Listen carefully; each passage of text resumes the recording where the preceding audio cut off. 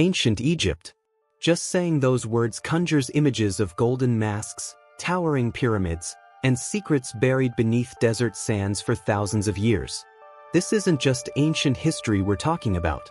This is a civilization so advanced, so mysterious, that even with all our modern technology, we're still uncovering shocking truths that rewrite everything we thought we knew. And what you're about to discover might just change how you see human achievement forever. Think about it. We live in an age of supercomputers and space exploration. Yet somehow, a civilization that thrived over 3,000 years ago managed feats of engineering, medicine, and mathematics that continue to baffle our brightest minds today. The answer lies in the discoveries we're about to explore, each one more mind-blowing than the last. Let's start with what might be the most famous archaeological discovery in human history. November 1922. The Valley of the Kings. British Egyptologist Howard Carter had been digging for years, finding nothing but dust and disappointment. His wealthy patron was ready to pull funding. This was Carter's last season, his final chance. And then, almost by accident, everything changed. A local boy carrying water dropped a stick into a hole. That simple accident revealed the first step of a staircase buried beneath centuries of rubble. Carter's heart must have been pounding as his team cleared away the debris, step by step, until they reached a sealed door. On that door were the unmistakable royal seals of a pharaoh named Tutankhamun. When Carter finally peered through a small hole into the tomb's antechamber, holding up a candle in the darkness, Lord Carnarvon asked the question that would echo through history. "Can you see anything?" Carter's response was simple but loaded with wonder. "Yes, wonderful things." Inside that tomb were over 5,000 artifacts, many made of solid gold, preserved almost exactly as they had been placed over 3 millennia earlier. Chariots, thrones, jewelry, weapons, musical instruments, food, wine, and clothing. Everything a pharaoh might need in the afterlife, all crammed into 4 small chambers carved into solid rock. Here's what makes this discovery truly extraordinary. Nearly every other royal tomb in the Valley of the Kings had been looted in ancient times. Tutankhamun's tomb, however, had remained virtually untouched. When later pharaohs built their own tombs nearby, the rubble from their excavations buried Tutankhamun's entrance completely. For over 3,000 years, his final resting place was hidden beneath tons of limestone chips, forgotten by everyone. The treasures Carter found weren't just valuable because of their gold. They were windows into a vanished world. Take the famous Golden Death Mask. Crafted from 11 kilograms of solid gold and inlaid with lapis lazuli, obsidian, and colored glass, this mask shows us exactly what the ancient Egyptians considered the ideal form of divine kingship. But perhaps the most important discovery wasn't made of gold at all. It was the mummy of Tutankhamun himself, lying within a nest of 3 coffins, the innermost made of solid gold weighing over 100 kilograms. This wasn't just a dead king. This was a time capsule of ancient Egyptian beliefs about death and the afterlife. The Egyptians didn't see death as an ending. For them, it was a dangerous transition, a journey through a supernatural realm filled with tests and monsters. To survive this journey, you needed your body preserved. That's where mummification comes in, and it's way more complex than most people realize. The process took 70 days. Embalmers would remove the internal organs, except the heart, which they believed was the seat of intelligence. The brain? They thought it was useless, so they pulled it out through the nose and threw it away. Each organ was treated separately, dried with natron salt, wrapped in linen, and placed in special containers called canopic jars, each protected by a different god. Modern technology has allowed us to study these mummies without unwrapping them. CT scans and X-rays let researchers virtually peel back those ancient bandages layer by layer, revealing secrets hidden for millennia.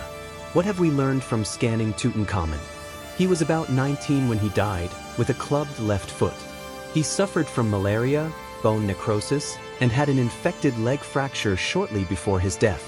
The embalmers could see all these afflictions, and they preserved them all with meticulous care. Speaking of dedication to craft, in 2018, a team of archaeologists excavating at Saqqara found something extraordinary: an underground embalming workshop, perfectly preserved, complete with all the tools and materials used in the mummification process. This was a full-scale industrial facility with multiple chambers, each serving a specific purpose.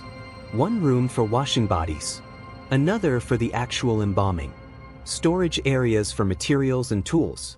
It was like finding an ancient pharmaceutical laboratory. About 100 ceramic vessels were found, carefully labeled with their contents and instructions. Instead of opening these jars, the research team used advanced analytical techniques to identify exactly what was in each container without contamination. What they found was remarkable. The embalmers had access to an international trade network. Cedar oil from Lebanon, pistachio resin from the Mediterranean, bitumen from the Dead Sea, juniper and cypress oils, beeswax, animal fats. Each substance served a specific purpose in preservation. Some prevented bacterial growth. Others kept fungi from destroying tissues. Some made the skin supple. Others provided pleasant scents. The labels included not just contents, but specific instructions. For use on the head. For wrapping. For making the skin pleasant. The embalmers had developed a systematic, almost scientific approach to preservation, with standardized procedures for each step. Now, if you think that's impressive, wait until you hear about the Edwin Smith Papyrus. This document, dating back to around 1600 BCE but copied from an even older text possibly from 3000 BCE, is the oldest surgical treatise known to humanity. And I don't mean mystical mumbo-jumbo about chanting spells. I mean actual, practical, empirical medicine. The papyrus describes 48 medical cases, primarily trauma injuries to the head, neck, and torso. Each case follows a systematic format: presentation of symptoms, physical examination, diagnosis, prognosis, and recommended treatment. There are no magical spells here, no invocations to gods. Just cold, hard, observational medicine. Let me give you an example.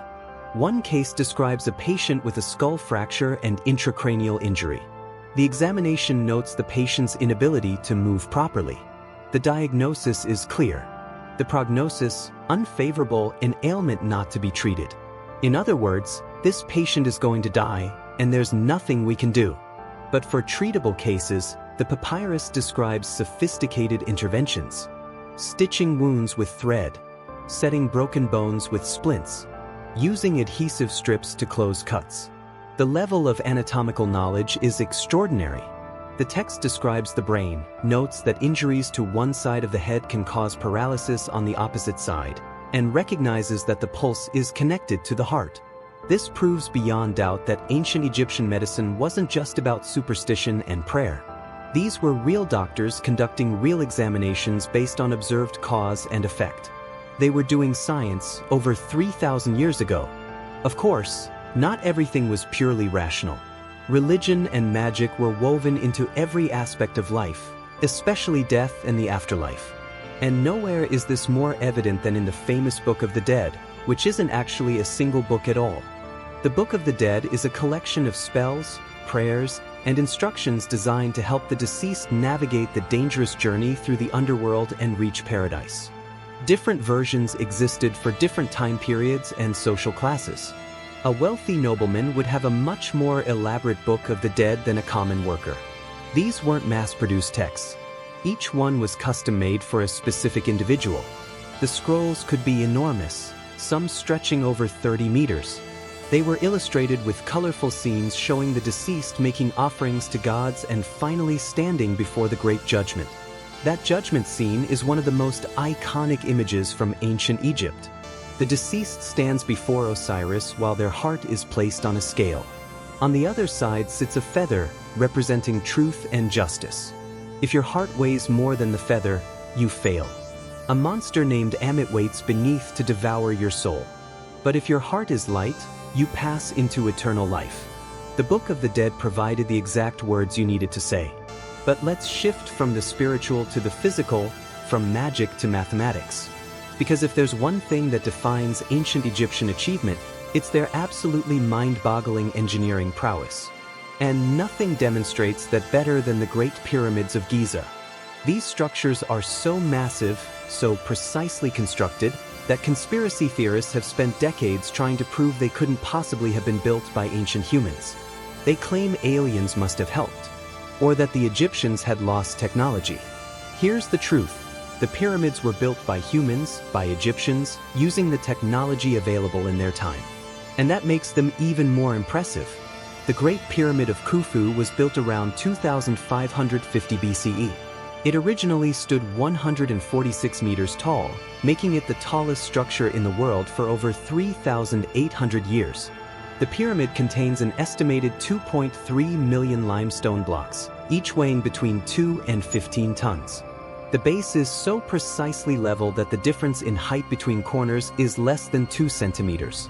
The sides are aligned almost exactly with true north, south, east, and west. How did they do it?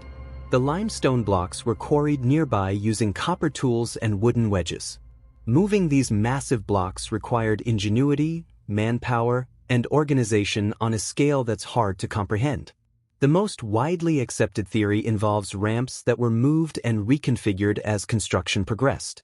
Recent discoveries using ground-penetrating radar have revealed that the pyramids contain internal ramps and previously unknown chambers.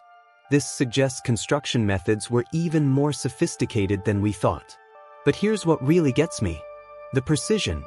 The stones were cut and placed so accurately that you often can't fit a knife blade between them. And speaking of mathematics, the Rhind mathematical papyrus shows us exactly how the Egyptians developed the mathematical knowledge they needed to build those pyramids. Discovered in 1858, this papyrus dates to around 1650 BCE, though it's a copy of an even older text from 2000 BC. It contains 85 mathematical problems covering arithmetic, fractions, geometry, area calculations, and volume measurements. What's fascinating is how practical these problems are. They're real-world problems that scribes would have needed to solve. How do you divide 9 loaves of bread equally among 10 men? How do you calculate the volume of a grain silo? How do you determine the slope of a pyramid? The papyrus even gives us an ancient Egyptian approximation of pi, remarkably close to the true value. The step pyramid of Djoser at Saqqara represents another monumental achievement. Built around 2630 BCE by the architect Imhotep, it was the first large-scale cut-stone construction in human history. Before this, royal tombs were rectangular structures made from mud brick. Imhotep revolutionized this, stacking 6 progressively smaller levels to create a stepped pyramid rising 60 meters high. This wasn't just architectural innovation, it was a conceptual breakthrough. Imhotep proved it was possible to build monumental structures from stone. Every pyramid that came after traces its lineage back to this revolutionary design. And Imhotep himself became legendary, one of very few commoners to be deified after death, worshipped as a god of medicine and wisdom. Now, discovering a tomb or temple is one thing. But what about discovering an entire city? That's exactly what happened with Amarna, and the story tells us something crucial. This was a dynamic civilization that changed and evolved, sometimes in radical ways. Amarna was built in the 14th century BCE by one of the most controversial pharaohs, Akhenaten. This guy made wild decisions. He abandoned the traditional Egyptian pantheon and declared there was only one true god, the Aten, the disk of the sun. To make a clean break with tradition, Akhenaten built an entirely new capital city in the middle of nowhere. The city was built quickly, occupied for only about 15 years, then abandoned just as quickly when Akhenaten died and his successors returned to the old religious traditions. This rapid rise and fall makes Amarna an archaeological goldmine. Excavations have given us the most complete picture of what an ancient Egyptian city actually looked like. We can walk through workers' villages and see how ordinary people lived. We can examine workshops where artists created beautiful art. But if you think finding a buried city is impressive, how about finding a sunken one? In the year 2000, underwater archaeologist Frank Gaudio and his team were surveying the seafloor near Alexandria using sonar. What they found was extraordinary: the remains of Thonis Heracleion, a major port city swallowed by the Mediterranean over 1,000 years ago. Ancient texts mentioned it as an important trading hub, but its exact location had been lost. Many historians thought it was just a legend. Finding it proved the ancient sources were right all along. Why did the city sink? Geological studies suggest earthquakes caused soil liquefaction, where waterlogged ground temporarily turns liquid. Buildings simply sank into the mud. A tsunami may have delivered the final blow. The preservation underwater is remarkable. Massive stone statues lie on the seabed exactly where they fell. A temple stands partially intact. Archaeologists have recovered over 700 anchors. In 2023, divers recovered a cache of ritual objects from the temple, including silver instruments and gold jewelry. These finds are giving us new insights into religious practices of the Ptolemaic period. From sunken ships to buried boats, let's talk about the solar boat of Khufu. In 1954, archaeologist Kamal El-Malik found a sealed pit beside the Great Pyramid. Inside, carefully disassembled like pieces of an enormous jigsaw puzzle, was a boat. When reconstructed, it measured 43 meters long. It was made entirely of Lebanese cedar, fitted together with rope, no nails needed. Why bury a boat next to a pyramid? The Egyptians believed the sun god Ra sailed across the sky each day in a solar bark, and the deceased pharaoh would join him on this celestial journey. The boat had clearly been used. Analysis shows where patterns consistent with time spent in water. This was a real, functional vessel that had sailed on the Nile before being entombed beside the pyramid. And we can't discuss Egyptian discoveries without talking about the Rosetta Stone. Before 1799, nobody could read hieroglyphics. The knowledge had been lost for over 1,000 years. Then Napoleon invaded Egypt, and one of his soldiers found a black granite stele covered with writing in 3 scripts: hieroglyphics at the top, Demotic Egyptian in the middle, and ancient Greek at the bottom. All 3 contained the same text. Scholars already knew ancient Greek. So if they could match up the Greek text with the hieroglyphics, they might crack the code. Jean-François Champollion worked on the problem for years. When he finally achieved his breakthrough in 1822, he reportedly burst into his brother's office, shouted, "I've got it," and then collapsed from excitement. Suddenly, all those inscriptions on temple walls could be read. The Rosetta Stone didn't just help us translate hieroglyphics. It gave us back an entire civilization's voice. Finally, let's talk about a discovery that gives us the most intimate view of daily life: the village of Deir el-Medina. This was a workers' village, home to the craftsmen who built and decorated the tombs in the Valley of the Kings.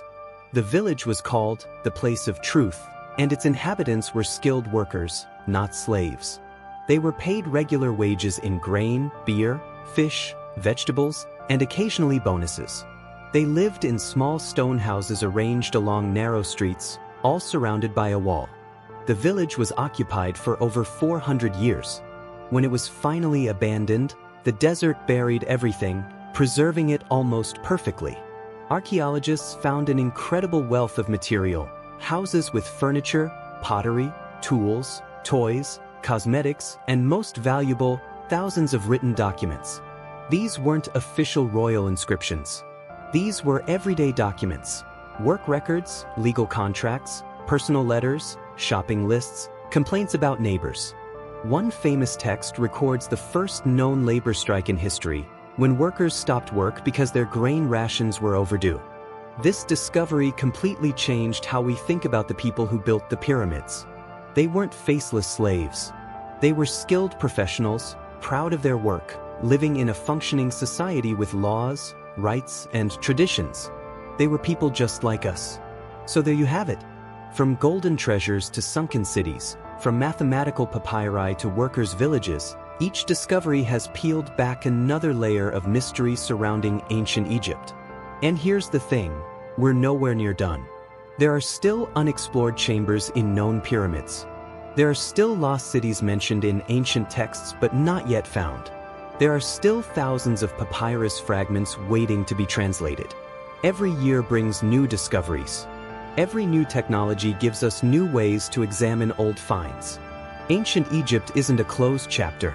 It's an ongoing investigation, a conversation across millennia between their civilization and ours. And maybe that's the most profound discovery of all, that these people who lived so long ago were fundamentally human in the same ways we are. They loved, they built, they wondered about death, They did mathematics and medicine, they told stories and worshipped gods. They left behind clues, puzzles, and treasures, waiting for us to find them and piece together their story. If you found this journey through ancient Egyptian discoveries as fascinating as I did, make sure to subscribe so you don't miss future explorations of history's greatest mysteries. And drop a comment below. Which of these discoveries surprised you the most? Was it the underground embalming workshop? The sunken city? Or maybe the fact that ancient workers went on strike for better pay, just like today?